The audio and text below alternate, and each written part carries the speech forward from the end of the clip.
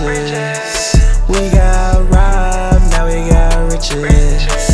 Welcome back to another episode of Rob to Riches. And today we have the lovely Miss London Richie. Thank you for having me. I'm excited for you to be here. I'm excited to be here. I recently saw you change your name on Instagram. Mm-hmm. Okay, so what's the change? Okay, so I did get the verification, and you have to identify yourself. So it's my government name. So a lot of people know me as London Richie, but when I do real estate, I'm Elise Monet. Okay, so why did you choose to do the London Richie alias? What was that about? I was reinventing myself. So coming up, I was a troubled teen. I was always in trouble, always into things. And I came to the conclusion that I wanted to change my identity. I wanted to change what would be affiliated with my name. So I think about in 11th grade, that summer, I changed my name and my entire group of friends. I give us all nicknames. And mine just stuck with me. And I just started to build a brand from it. So how does it feel now being re-exposed for the you that you really are? So it's fun. I think it's cool. I think it's dope that a lot of people are like, wait, I really thought your name was London. So that let me know I did a great thing with changing my identity and rebranding myself. But I love Elise Monet, and I think that is a great pivotal point to circle back to that. I think it's the grown, sexy business boss woman, and I'll always be London Richie, but I'm ready to step into Elise Monet too. I think it's really dope. So what's going to be the difference now between London Richie and Elise Monet? I haven't really deciphered, but I know Elise Monet is more so when I'm doing my real estate stuff and I have to be really serious. I'm dealing with high profile information. Whereas London Richie is just like, the swag. When I get to dress up, I step out, I'm young, I'm youthful, and I'm in the streets. Yeah. Do you feel like having that alter ego kind of helped you, in this digital marketing space? Absolutely. It takes a lot to get on the internet and put yourself out there and be a personality to speak and stuff like that. So just to be able to live under my alter ego, it allows me to kind of be free, no judgment, or the people that know Elise, like, she thinks she's better than everybody. Like, no, actually, I'm London Richie. Period. So you got to get to know her. Right. Like when Beyonce be on stage as Sasha Fierce, it's like she can roll around on the floor, be half naked, and it's a whole excuse. Like that was her. Okay, we're off stage now. This is me back to myself. I love that too because again, a lot of other real estate brokers and agents, they're looking for me on the internet. So they can never find me. And I like that as well because it allows me to separate the course of my brands because they're looking for Elise, but she really kind of don't exist on the internet. So I like that I'm able to separate the two. Do you feel like you have to separate them for like a professional standpoint? Like, do you think there's a difference between being personable and being professional?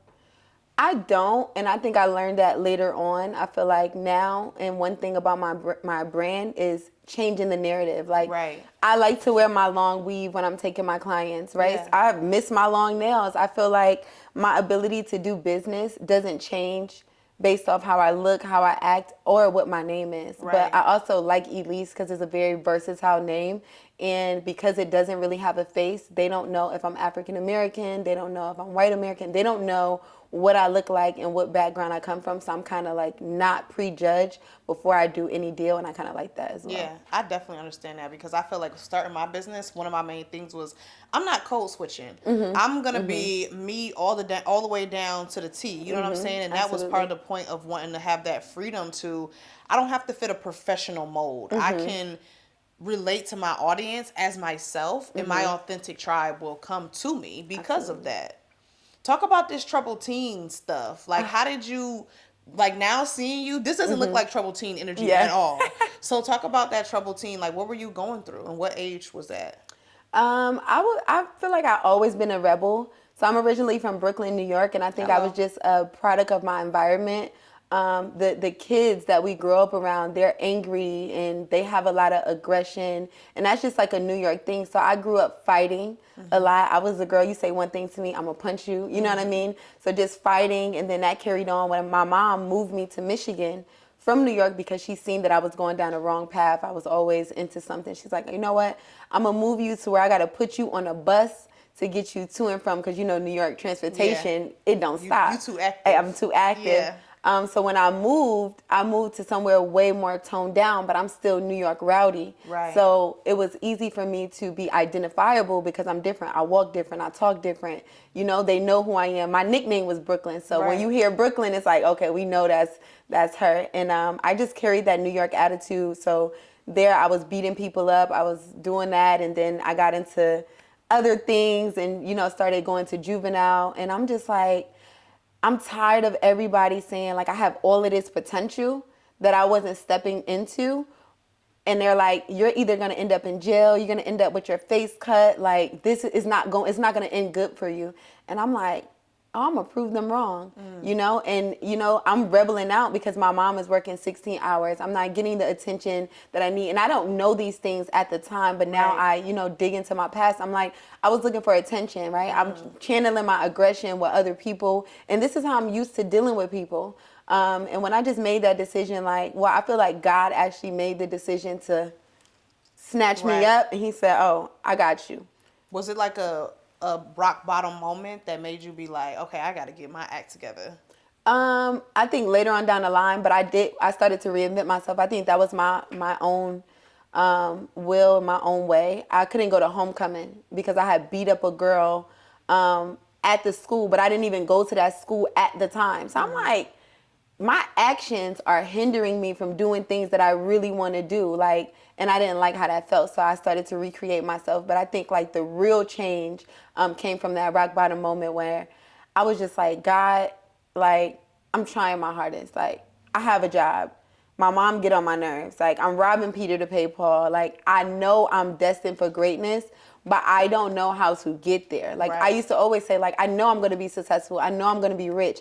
But I could never see what was going to get me there at the time. And it was just me and God, for real. I cut out all the rap. I got into my gospel. I got into my soul music, my Erykah Badu's, Talib Kweli. And I just really fed my spirit. I picked up my Bible. I got into church. And I always grew up in the church, but I did this at home. I was listening to gospel at work just 24/7. And I remember I knew it was happening when I just had like this praise and worship session in my living room. And I was like shouting and I'm crying and it was just pouring out. And I was like, oh, this is the God is real. He's like, I always love me some God. But I was like, right here, this is not me. And I started to say things.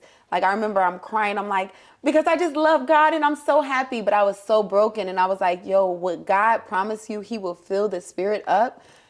He will not forsake you. Yes. And my life ain't never been the same since. In the most blessed, abundant ways possible. So I show up for the work, but I am not engineering this. I'm not. It definitely takes you to start depending back on God for real, for you to start taking off, because I think so often we start making money or start seeing a little success or start seeing certain things happen, and until we really lock in, it's like we never really have that full guidance. Was there a mentor or anybody that kind of came into your life to really help you structure, okay, I've had this breakthrough and now where do I go now? Like, where do I take this? Hey, boss ladies, thanks so much for tuning into Rob to Riches podcast. I want to give a special shout out to Beauty Galore Cosmetics. They have the most amazing high quality pigmented cosmetics for an affordable price. Whether you're an amateur or a professional MUA, these products are going to be great for you. And I've been using this makeup during the sets on my podcast, Rob to Riches. Check them out with the link in the description box. Not necessarily. I say all my mentors are with business and helping me navigate there, but I grew up in a church. I used to go to church as a kid, to the Pilgrim Church. Like, I didn't even understand spirituality and religion at the time, but I just loved the Lord. Like, I'm anointed. Like, seriously, I was chosen. So I would go and gather all the kids in the street, and this is like 12, 13. So that's my home. I know God. And I guess I'll give credit. I had some group of friends, they were twins, and their dad was a preacher. But they were trying to get me to talk in tongues, but it would not happen with them. But I carried those practices and just navigated, and like, it was me and God. Like, God, I can't explain it. I can't explain it. It was when God comes for you, it's nothing that can stop that. It's nothing that can get in the way of that. And what he has for you, he will give to you as long as you be obedient. Absolutely. And I spread the word about God. Like, I'm really a disciple. Like, you know, I'm still young. I'm still fun. I do all those things. But I have introduced so many of my friends to the love of God, to the word of God, to church and praying. They be like, what should I do about this? I'm like, pray about it. And that's so cliche, but I'll be like, pray about it. And that's, again, why I feel like God always blesses me and give me things, even when I'm not deserving of those things, because I always tell the world about the power of God and who he really is. Like, absolutely. I want to know, too, what made you choose real estate? My whole life is not orchestrated by me. It is Yeah. God. He had the plan, the vision on what would get me there. Remember I told you. So how did you get into it? What was the transition into it? So I moved to LA, and I always wanted to be an investor. So it was this guy on Instagram I was stalking, and I'm like, he's young and he's Lambo'd out. He got all this property. Like, what is he doing? Like, he keeps talking about he's gonna make me all this money. So I studied him, and then I moved to LA. And I'm a schoolgirl. My mom was like, go to school, get your degree. So I'm like, I don't have nothing to do with. My dude at the time was working. He had a lot of stuff going on. So I'm like, I'm bored. Like, I'm too stagnant. Like, I got to be doing something, right? And I was situated comfortably, so I didn't feel like I needed to really work. So college had already started, so I couldn't get into college. And I was like, what could I do to just learn something? Yeah. And I came across Keller Williams Real Estate School in Santa Monica, and I was like, this would be cute for me. Like, I want to learn about real estate investing and how to buy houses. So I took the classes, I got my license shortly after, and I shelved it. I moved back to Atlanta, so I went back to old boy. I'm like, be my mentor. And he like, oh yeah, I got a mentorship program, and he's a broker. So I'm like, maybe if I sign my license over, he will be my mentor. Right. Well, that didn't work out. I did sign my license with him, but he did not automatically become my mentor. Yeah. And then somebody hit me up and said, do you know anybody that can help me buy a house? I'm trying to move from New Jersey. I'm like, oh, me. I can help. I can help you. So I did that deal, and I was feeling myself. Oh, okay, I'm lit. It's lit. Okay, I can make some extra money. But God had other plans. So I put together this proposal for a pastor, Dr. Jamal Bryant. He's like super popular. And the proposal was like, I want to be the #1 agent of the church for first-time home buyers. Right? And that didn't work out. He never called me. And a good friend of mine called me one day and was like, I want to open up a restaurant. Can you help me find a location? And I was like, yeah. And I started doing it. I was like, no, I don't understand any of this. And fast forward, it turned out to be phenomenal. It's one of my biggest deals yet. It's plastered in the middle of Buckhead, African-American business, The Broiler. Shout out to Chad. And that started like the real estate for me. Yeah. Because it was such a big deal. Everybody know these guys. Everybody know this business right here in Atlanta. And ever since then, it's not nobody. Even if I didn't do the deal, just know they called me. Hello. Like everybody, literally. And I say that everybody is going to call me for their commercial spaces in Atlanta. And that's how I got into commercial. But that was really God engineering, because I wanted to do residential. But he was like, girl, I'm going to give you your own lane. Like, I got something for you because I love business. I love that story of, it just feels like confidence. You know what I'm saying? Like just trusting the process. And I think a lot of new entrepreneurs miss that key of being like, you don't have to be overly qualified to do the job. You know, if you're put in the position, then go confidently in the direction of your goals and your dreams, and trust that if you were called, then it's for you. Amen. How do you structure that kind of confidence? Like, other than you being connected to your source and being adapted, how do you keep that day in and day out? What's like a daily routine look like for you? I'm always praying. I start my morning off with church. I love me some Sarah Roberts, some Bishop T.D. Jakes. I'm going to get in my zone. Then Jeezy pump me up. It's just like, when the lights come on, you got to perform. Yeah. Like, that's it. Like, that's what I tell myself. When the light, it's cool. We're behind the scenes before here. We get to fix ourselves up. But when the lights come on, it's time to perform. It's either you is or you ain't. It's like, it's either you or someone else. Right. So it's just like, I know where I come from. Yeah, I know what God has given me. I would be a fool to waste it. I would be a fool to self-sabotage it. You know, sometimes I'm like, oh my God, like when Little Baby and them called me, I'm like, oh my God, like, am I, you know, but who else qualified? They called me. Who better than me? It don't matter. And I'm okay with investing into myself. Like, that first deal, nobody can help me. My broker, they don't teach you commercial in school. So my broker is leaving me on red. I'm calling attorneys. They want $2,000. is getting crazy. And I literally paid a lady 30% of my commission to teach me Just how to to do learn that how to deal. do it. But I'm okay with investing in myself because if I don't know it, God, please give me the strength, the will, the tools to perform at my best. Yeah. And when you say that mantra, It comes in. Yo, It comes show up. in. Show Absolutely. up. God will figure the rest out. And I don't even want to be that cliche, but so many times I'll be like, damn, I killed it. Yeah. I don't even know how, but I did it. And, Absolutely. you know, once you experience that, you're going to keep going. It's like, I love love the that. way I love the way it Absolutely. feels when I win. It look good Winning, on you. thank you. Winning it is look good on looking you good too. on Like you. winning feels good. It looks Yeah. good. And shit, I came to win. I came to play big, not small. So now that you're sitting here and you've, transitioned your life and you're, in your successful bag, have you and your mom since like been able to, mend your relationship from before? Yeah, so we always been close. My mom, we just grew up poor. Yeah. So my mom didn't have no money. She has to work 16 hours. She doing double shifts to be able to provide, for her children. So me and my mom is like, that's my best friend. Yeah. That's my number one. That's my end all be all. That's my why. Yeah. Because I seen her work 16 hours. Because I seen my mom be sad. Because I seen my mom want a red Benz. I've been started to realize my mom ain't never really gonna go and buy a house for herself. My mom is never going to be able to do these things.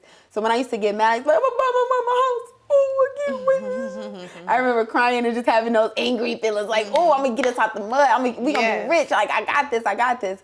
So fast forward to be able to do that, to be able to retire my mom. I'm going to her house for dinner tonight. Period. She cooks for me. She helps me out a lot around the house because I'm busy. I do so many different things. That's my end all be all. Whatever she wants, she can have for me. Absolutely. That's important. So you didn't have a father figure who was present in your life? Not consistently. So Yeah. I do have a stepdad. I do have a dad. Like, I know my dad. Yeah. My dad and I are really cool in relationship. But we didn't get cool till like I was Later maybe on. like 16. Like, I knew him, but we really started to be actively in each other's life when I was 16. So I get to kick it with my dad and just have that male advice sometimes, or just I know somebody loved me. Like, my dad might not have no money, he couldn't take care of me, but if I call my parents, they gonna come running. So I Yeah. do, and I have a stepdad and stuff, but no consistent male figure. I would say my older brother was like the main Yeah, that was my person. ride or die. I want to know how that shaped your relationship with men in the journey of that. Because I see that you're engaged. Is that an engagement or a marriage? Engagement? Yes. So I see that you're engagement, and you're engaged, and I want to know, how did not having a dad shape the journey of the relationships with men that you've had? Because I know for me personally, my dad was on drugs for most of my childhood, and I had to go through the ringers of understanding what love looked like for me from a man, and that took a big toll on who I developed myself as a woman. So I want to know, because we trying to get to the ring, we trying to get our ring, sis. I think it definitely played a big part, because I'm a lover girl, but I'm very hard up. My upbringing made me a little aggressive. So my perspective with guys before my dude now, like, I kind of was like a dog. Like, I really was mean to guys because my dad wasn't a stand-up guy. He didn't show up. So I was treating all guys like a piece of trash. Like, you ain't gonna be around. Like, I ain't with the babies and stuff like that. But it's just all about finding a partner that gets you, that understands you. Like, everybody has issues. My partner have his own childhood traumas, but we can, like, he was made for me, so we can relate on a lot of things. And, we actually are similar but opposite. So we kind of pour into each other where there's a void. Right. But just, recreate yourself, I had to reinvent myself. I had to be like, all right, I can't be dogging men. I done lost out on so many men that wanted to love me. Like, shit, every time I look up, I got to be single. You know what I Right. mean? So just being patient and just getting into you. I had a lot of time to figure out who I was, Yeah. what I like, what I'm willing to accept, and just be kind of healed. I'm not saying I was all the way healed, but I was comfortable with self, in love with me when I met my partner. So I didn't bring like daddy issues, like I need a man or I need him to be, you know what I mean? Like, I could love him for who he was, and I was making money, you know what I mean? I had my own thing going on, so I was able to actually fall in love, whereas in my other ones, it was like, I need who gonna swipe them visas, Right. real city girl, Yeah, like, okay. because I was broke and I was trying to find myself. It's like, a nigga gotta pay me for my time. But I got into my relationship at a different level in my life, so it allowed me to love openly and just, grow. Now, okay, so going from city girl era, do you still feel like a man is supposed to, provide to where you don't have to work, or do you want to bring something to the table? Both. Okay, Both. explain So, it. Give me a little more. my background is in bottle. My last, run was with bottle service. That's when I started, getting into my bag season. And my dude did not want me to do bottle service when we first met. He was like, would do anything to not get me to do bottle service. And I'm like, nah, I'm going to make that money. These girls making that money.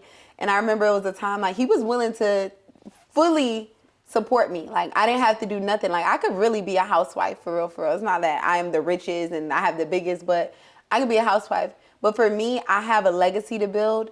Again, I'm anointed. I'm chosen for the task. I have the gift of gab. I have the gift of, motivating and inspiring people. And one, again, I don't even think God would have allowed me to be that comfortable. Two, I always have to be doing stuff. Like that's how I got into real estate. Like I can't just be sitting around. I feel like I'm wasting time. It's so much to do. It's so much I want to do. So both, because if I'm with a man, I want to be, taken care of. I want to be nurtured. I want to be catered to. That's just the kind of woman I am. Yeah. Like soft girl, period. But at the end of the day, I want to be a mom with a legacy to be able to, when I have my daughter, to show her like women are legends too, Right. And I got, not that I have a lot of people to prove wrong, but I got a lot of people to inspire and motivate. So it would be a waste for me to sit in a house to do nothing. So I love that perspective because it's like, we want to be that feminine woman who gets to have the soft life and have the things for us, but we also are on a mission too. Like we also are put on the earth with a mission as well, and we should be able to, not have to choose between which one we want to do in order to sustain a relationship. I know so many women who are entrepreneurs feel like, well, I gotta like give up my entrepreneurship, or I gotta give up my business to be a housewife and to be at home and to do that. And it's like, but what do you genuinely want to do as a person? Like, what do you love? Like, in a relationship, I feel like you should support whatever each other really want to do as long as it's healthy. Yeah, and I think my partner supports me. Like, I went through the stage where I was, like, cooking all the time, and it was actually driving me crazy because I'm like, I can't do all this. Like, and it started to make me, like, irritated. So I'm like, you know what? I make enough money. Mom. Right. You on cooking. Maria, you on clothes. Right? Betty, come here once a week and make sure my house is spotless. Right. And then they start to become a family as well. They love my boy. Hey, big boy. They love my dude. And they become our family. And they make sure that it takes a team. Just how they say it takes a village to raise a child. It takes a village to build a foundation. It takes a village to be a 7-figure entrepreneur. Like, you cannot do any of these things on your own. It takes a team. It takes a village. So, listen, babe. I love you. You're gonna hire this help. Right. Like, once we out here taking over the world, once we got the whole world in our bag, we go to another country, sit down, I will cook, clean, and do every single thing that you want me to do. But right now, we young, lit, and turned. Let's get this bag and let's take over the world. Yeah. I love that. I'm with that. That's it. 100%. That's Especially it. if you guys are young, you don't have kids. No. It's like you might as well use your time for the things that will help you grow until you get to that point where you're like, okay, like you said, let's be out the country with it and just be on a vibe and live off of the streams of what we've built over these years. Absolutely. I love that. So what do you feel like is next for you now that you've, gotten back to your roots and, you're back into your bag? What do you feel like is coming next? What can we expect? Just overall brand growth. I love that I was a part of this podcast. I want to keep it up. I want to be outside more, be more collaborative. So I'm looking to do a lot of collaborations. I am starting a new business venture. It's the future. It's crazy. It's crazy. It is not even what nobody can expect. It's none of the digital stuff. London will be taking over Miami. So yeah, I'm working on getting a condo there. I just actually got back for business. So next month, you guys are going to see the launch of my new business venture. And y'all it's going to make so much sense for who I am and what I love and what I do. So I'm excited about that. I think like that's the next big thing. Yeah. And just continuously impacting people, showing them how to grow, showing them how to level up, and that it's nothing that we can't have in the world. Like seriously, because Absolutely. anything I want, I go get It's it. yours. It's mine. So give your advice for our new entrepreneurs on the scene who are growing in business, pivoting as a personal brand to a bad girl, city girl to now a beautiful, well respected and connected woman in the industry. What advice can you give them? Entrepreneurs, whether you are operating or looking to be an entrepreneur, one of the most important things that I say is, one, have a plan. Two, go get you some business funding. Focus on your personal credit, because that's going to get you the money to fund your ideas.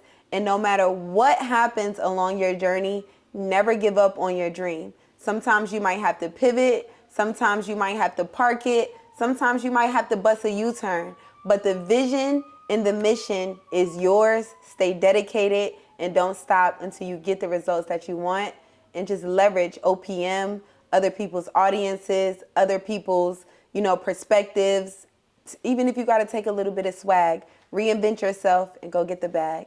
I love that message, because it's so true. As a new entrepreneur, just getting yourself in there and being comfortable with going along with the journey. I feel like so often we're connected to the end game. You know what I'm saying? We're connected to okay, I'm trying to get this bag, or okay, I'm trying to get to this success level, instead of just really falling in love with the process and not being married to an end, because we don't know what God has in store. Like you said, Literally. God really had other plans multiple times Seriously. in your life. So I think it's just such a good message to be like, be okay with like going through the process. If you got to take a pause or a pivot, like that's fine. We're all doing it. Like seriously. And like I might have to do a little real estate over here, then I get online with my courses, but the mission is clear. And every time you go through something, every time you continuously elevate to the next level, something else might come, along the vision, along the mission. Add to it, subtract from it, but keep going. Right. Like shit happens. And I think the internet rushes us. That's another thing. Don't let the internet rush you. A lot of people are lying. Seriously, on the internet, but I respect everybody, and I respect the lies, and I respect all of it. It's a part of the game, and if you playing to win, you're gonna do what you got to do for your vision. So cool, but your journey and your mission is yours, and don't compare it to nobody. Do what feels right to you. Do what's good for you, and you'll win. And keep God first, because He's the one that's going to sprout you to the top. It's been kind of a running trend.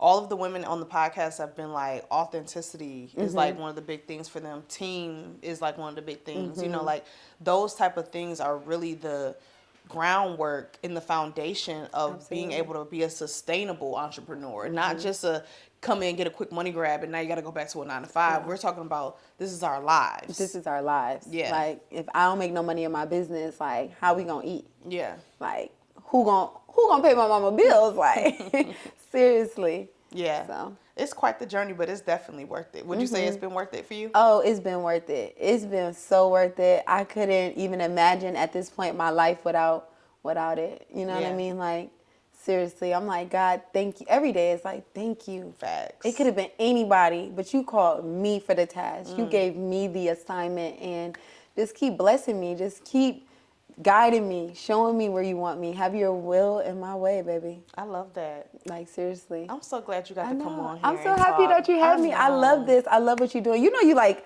one of my favorites. So anytime Stormi call, I'm like, what? All right, send an Addy, send a location, send a time, I'm near.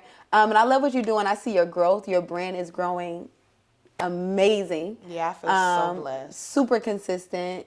I love it. I love what you're doing. I feel so blessed. And I even was just thinking about it yesterday, like just to be able to call on people and they show up and they come, and they Sunday's best and, ready to really give, and to the women that we serving and the entrepreneurs that we're serving. Like, I just feel so blessed to be a vessel to cultivate these type of spaces, and I don't take it for granted at all. I love that. So what's next for you? What can we expect? The podcast will be coming out. The podcast coming out is definitely a big, major step. And then I got some things. I'm trying to go bigger and better. Oh, man. I'm trying to go bigger and better, London. We're going to have to talk off camera, but let them know where to find you, sis. Yeah, what's up, guys? It's your girl, London Richie. And you can find me on Instagram at LondonRichie_. I'm on YouTube, TikTok, Facebook, LinkedIn, all under London Richie. And I cannot wait to connect with you guys. Thanks for watching another episode of Rob to Riches. Rob to Riches. We got robbed, now we got riches.